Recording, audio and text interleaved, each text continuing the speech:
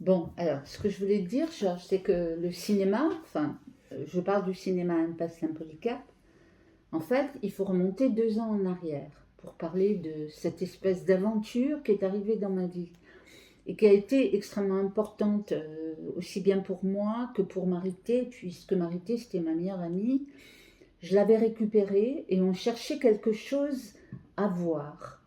Et comme on a été à la FNAC et qu'on avait vu qu'on pouvait, en loisir, peut-être qu'on pouvait aller à des conférences sur le cinéma, tu vois. Donc ce qu'on a fait, on est allé s'inscrire.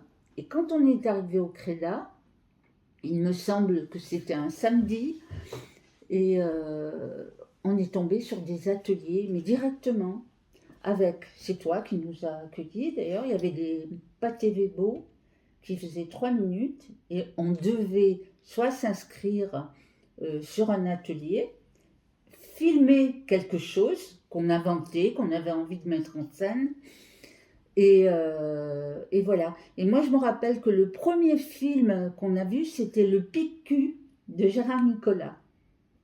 Donc, au départ, on a été dans cet atelier, on faisait soit la lumière, soit le script, soit le clap, tu vois, c'était des choses très élémentaires, mais on avait 3 minutes pour inventer quelque chose, pour créer quelque chose. Et donc, le mardi, alors ça, c'était les week-ends, et ça doit remonter à 75, tu vois. Et le mardi soir, bien sûr, ce qui était merveilleux, c'est qu'on avait des projections de films.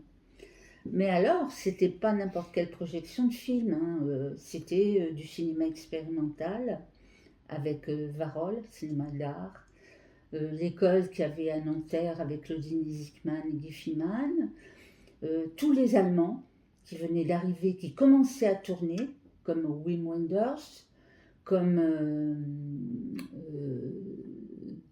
comment il s'appelait ce gars qui a Bernard Neckes. Bernard oui, Bernard Neckes. Bernard Neckes, et celui qui est mort, qui a fait des choses, Ah oui. je ne me rappelle plus son nom, mais enfin, c'était le début du nouveau cinéma allemand. Et puis il y avait Jonas Mekas, il y avait Kenneth Anger, enfin, des choses qui étaient purement expérimentales. Donc ça correspondait bien à un mouvement qui était en train de se faire, y compris en France.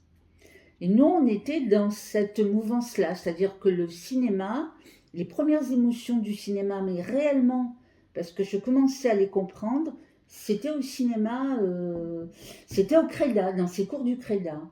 Et ça marchait tellement bien, il y avait tellement de monde qui venait le mardi soir, que c'est fin 76, non, fin 75, où on s'était dit, pourquoi on ne ferait pas un cinéma expérimental?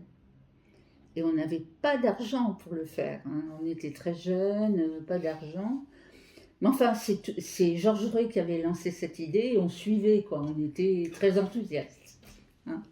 Voilà, toi, bon, tu étais quelqu'un qui aimait l'art contemporain, donc bon, tout le monde n'aimait pas l'art contemporain, mais c'était en relation avec le cinéma, sur la forme, sur des choses qui étaient extraordinaires. Donc, eh ben, on a marché. Donc, on est parti comme des fous pour créer une salle.